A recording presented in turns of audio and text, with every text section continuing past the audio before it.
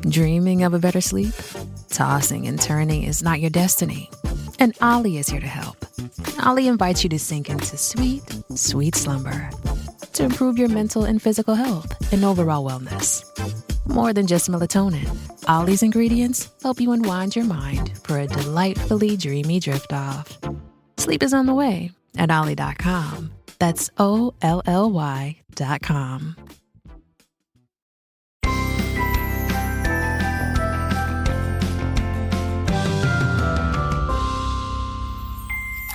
Hello and welcome to Bytes of Health, where we hope to take a bite out of your parent worries each day with sound advice and guidance. Every morning, we'll answer a commonly asked pediatric question in 5 minutes or less.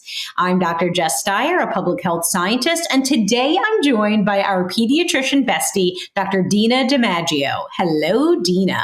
Hello, Jess. All right. Well, it is the 3,000th day of winter and everyone is sick right now. If your little one has the common cold, we wanted to discuss what to do to make them feel better and also what not to do. The clock is ticking, so let's get to it. All right, Dina, what is the best way to make sure your child is comfortable? So we've all been there. You go to your pediatrician's office, and once again, they diagnose your child with a virus and tell you to wait it out.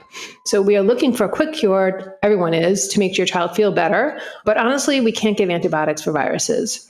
So for cold and viruses, we don't prescribe them because sometimes antibiotics can have side effects. What we do recommend, however, is plenty of rest and making sure your child is hydrated. Your baby often might not be eating as much if they're stuffy and can't breathe as well, but that's okay.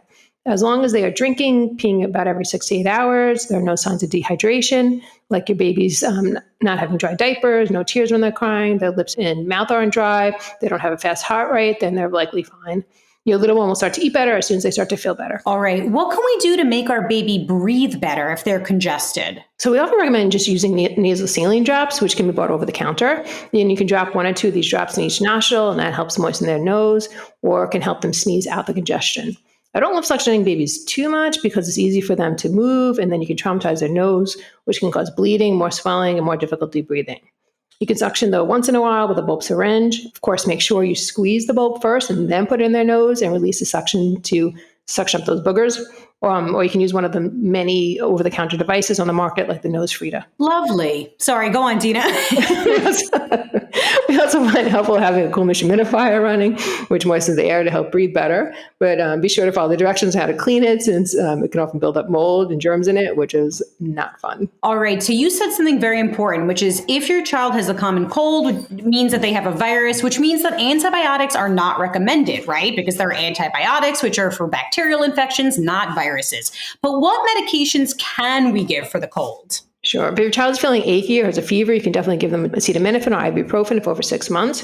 If you have a young infant, though, especially under 2 or 3 months old, never give any medications without first speaking to your pediatrician, because sometimes it might be, especially under 2 months old, that you might need to go to the ER. We never recommend cough medications. Research definitely shows that cold medications don't work in children younger than 6 years old. In fact, phenylephrine, which is commonly used in over-the-counter nasal decongestion medications, works no better than a placebo. So save your money. If you want to do something more natural, it doesn't hurt to give a little honey, though, or if your child's over 1 year old, to help soothe the cough. The AP recommends for children ages 1 to 5 years old to give half a teaspoon of honey.